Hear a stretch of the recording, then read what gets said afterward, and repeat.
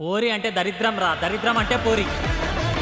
అవునరా, నాక పెట్టాలన్నా సుఖ పెట్టాలన్నా ఆలోచించనే ఉంటది. సుఖ పెడతారా, మీరు పోయి ఏలు పెడతారు, వాళ్ళేమో మీ నోట్లో ముద్ద పెడతారు.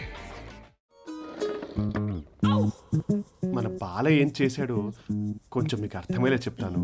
వినడానికే ఉందిరా, పరువు మొత్తం తీసాడు మీవాడు. చేసిన పనికి గుండెల్లో గుడికేసినట్టు వంగున్న నించున్న గుండెల్లో నొప్పి వచ్చేస్తుంది. ఇక్కడ బాబాయ్ అది గ్యాస్ నొప్పి అంటే బాగా తింటే వస్తుంది, పక్కోడి రగడా. అలాగే గ్యాస్ నొప్పికి గుండె నొప్పికి తేడా తెలియనంత ఏదోని కాదు నేను. కాదులే, ఈ బోడి వైద్యం ఊళ్ళో వాళ్ళకి చెయ్యి, నాకు కాదు. ఏమే ఇడేం చేశాడో తెలుసా? మొన్న గున్న వాళ్ళ ఇంట్లో తల్లికి జ్వరం అని పిలిస్తే వెళ్ళి పిల్లకి పిర్ర మీద ఇంజక్షన్ చేసి వచ్చాడు. అంతటి పనివాడు. మళ్ళీ నాకు చెప్తున్నాడు. నువ్వు ఎన్నైనా చెప్పు బాబాయ్, మన ఊర్లో నిన్ను కొట్టేవాడు, నీతో మాట్లాడగలిగినోడు ఎవరైనా ఉన్నాడా చెప్పు.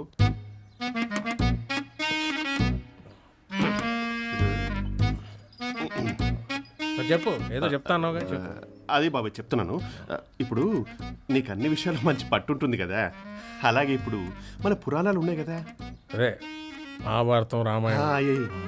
ఆ పురాణాల్లో అంటే ఆ కాలంలో మహారాజులకి రాణులకి పిల్లలు పుట్టకపోతే మునులని మహర్షులని నమ్ముకునే వాళ్ళంట కదా. అప్పుడు మునులొచ్చి ఆ రాణిగారికి పిట్టను ప్రసాదించి వెళ్ళిపోయేవారంట. మనోడు చేసింది అలాంటిదే. ఇప్పుడు దుబాయ్లో మహారాణి లాంటి ఆవిడకి పిల్లలు లేకపోతే ముని లాంటి మనోడు ఆమెకు బాబును ప్రసాదించాడు.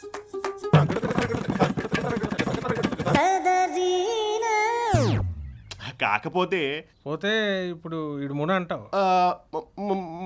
మనోడు మునే, కాకపోతే జోడించి కొడేస్తాను జాగ్రత్త. ఇప్పుడు వీడు చేసిన ఏదో పని వెనకేసుకొస్తున్నావా ఏంటి? ఏంటండి ఏమంటున్నాడు వీడు? దుబాయ్లో ఎవరో ఒక అమ్మాయి బాబు కావాలంటే మనోడు ఒక రోజు ఆ అమ్మాయితో ఉండి ఇచ్చాడంట. చిచి ఇదే వేద బుద్ధులరా. కర్మ. నువ్వు మాడ మాకు చెప్పేది పూర్తిగా విను బాబాయ్.